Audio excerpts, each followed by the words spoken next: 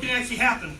You know, my wife had a procedure yesterday. Just for the record, everybody's asking a million questions about how she's doing, what the procedure was, how are things. I can just tell you that it's women-related. She's better.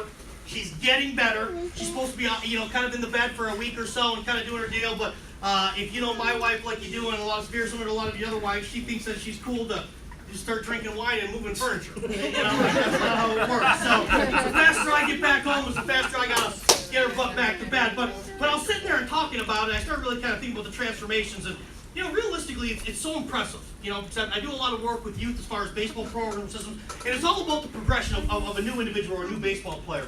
And no different.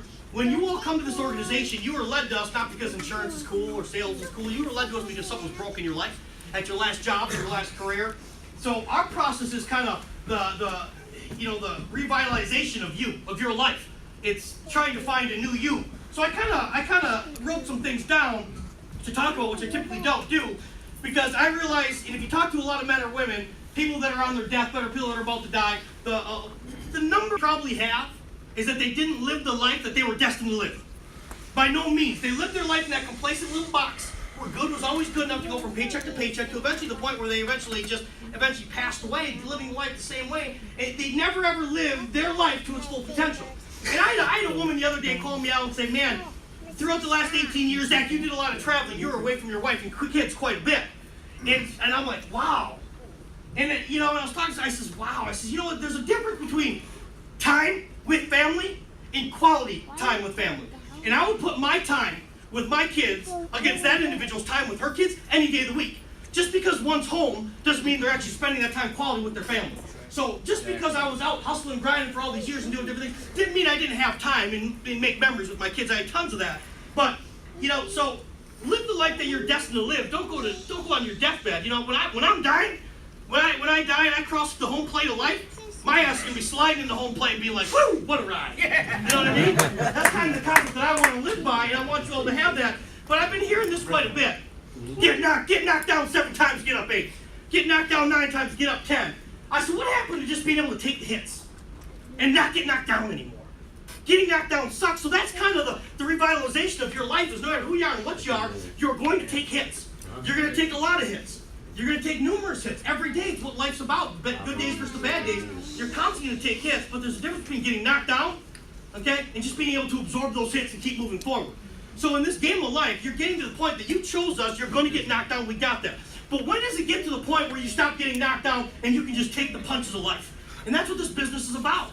The good days, which there may not be as many as the bad days, but the good days are supposed to be that rewarding. We just passed out over $100,000 in additional bonus monies. No companies do that. We do that every single week. So learn how to take these hits and not get knocked down so you don't slow your progression of moving forward. The other thing I want to talk about that is part of getting knocked down is discourage. You need to stop letting the small stuff, man, don't sweat the small stuff of life. Oh, my girlfriend got in a fight. That sucks. Move on. You know what I mean? Oh, I can't work for a month because so-and-so told me I'm fat. Move on. Don't let other people's opinions, which suck, and don't let other people's assumptions drag you down and discourage you to what your being and your beast in your brain is telling you to do every single day. Life is a beautiful thing. Do not get discouraged and realize that you structure your own life. You're the author of your own life. You got to move forward how you want to move forward. Don't let anybody else deter you from the tracks that you're on. Right? Point A to point B. Get to where you got to go, and don't let people knock you down. Don't get discouraged. I don't even listen to it. It doesn't even bother me anymore. Don't let it happen to you. Mindset. Mindset's very, very important. If you really look at true success, 2% of people realistically succeed, 90% don't. It's all about one thing. This brain. It's all about the two things I just said, getting knocked down versus accepting the blows, and 2 is getting discouraged. Don't let the small stuff sweat, right? Don't let that get to you. That's what these 2% of people that are successful have. They've lived their lives being part of the 98% for the majority of their life. Do you realize that? Most people that are successful live 98% of their life not being part of that 2% until they finally make it. This opportunity that is in front of you right now is going to allow you to have more time with your family, more time with your life, better retirement, better gifts, better whatever, revitalize the community, give tons back, do all these things. We're going to allow you to live the majority of your life successful. Not 2% of your life successful and 98% of your life unsuccessful, right? If you want to be part of the 2% of people that are successful, I want you to enjoy that part of life. I want you to enjoy that success and those monies and those gifts and those gratitudes and those lessons that you teach other people. So right now, you've got to change your mindset, and it starts with being the next thing as a student. There's a big difference between being a student and being a coach. The minute that you realize when you're a coach, you're still always a student. because you can learn as much from your students or your players as much that you're offering them. It's not about what's caught, or it's not about what's taught, right? It's about what's caught. Every single day I'm looking at these guys and these gals that we have working at this organization, and do you realize that you're surrounded, if I take everybody that's a senior executive, and I take all of their incomes, right, from mine to theirs, you're surrounded on a daily basis by probably what is close to $20 million. If you include their renewals and their back-end money, you're probably talking $50 million a year that you're surrounded by every single day. And their job is to do one thing: be there for you. Their job is leadership, which means their job is to be a servant for you, to serve you, to help you, to guide you. Not to sit in a cubicle or sit behind a desk and lock the door. So in order for us to really get to where we want to do and to be a coach, you got to be a student. Okay? They will teach you, but it's not what's taught, it's what's caught. So start opening your ears and your eyes to the truth of what this deal is all about. Your past. Your past. Stop letting it affect you. So many of you keep, well, this one time, shut up. I'm sorry. Your past is part of your story, but don't let it define you. And so many people, if you have the same people, if you had a troubled past, and you have the same men and women that were in part of your life that were a troubled past, and they're in your future, I can predict your future. It's not that hard to do. If they didn't bring value to your past, what on earth makes you think there's value in your future with the same individuals? Lose the losers, focus on the winners. Bottom line, get rid of it. Faith. Faith. If you have it, utilize it. If you don't have it, realize you do have it. All of you jumped in a car today and got on the road. You had faith that the traffic was going to be good, or you had faith that you weren't going to get in an accident. All of you came into this meeting and sat down on the chair without inspecting it. Nobody checked the legs and jumped on it 5 times to see if it would hold you or hold your body weight. You have faith, so you just sat down. So utilize your faith. Because I have faith in every single one of you. The question is, do you have faith in this deal? And if you do have faith in this deal, are you willing to give it what it's about to give you? Same thing I asked my MGAs today. Are you willing to give this deal and to give your people what I've given you? Are you? Have faith and trust in where you're going and know you're in the right direction. Decision versus commitment versus achievement. It's easy to decide. We talk about all day long. I woke up today and said, I'm losing 20 pounds before convention. I said that.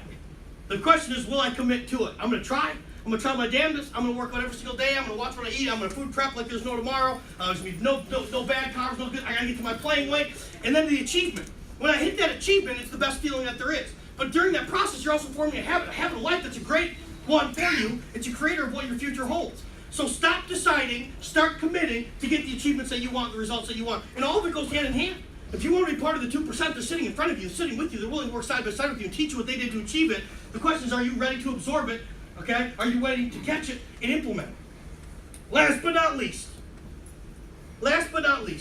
I need you all to realize that you are the answer. I only got so much time left with this company.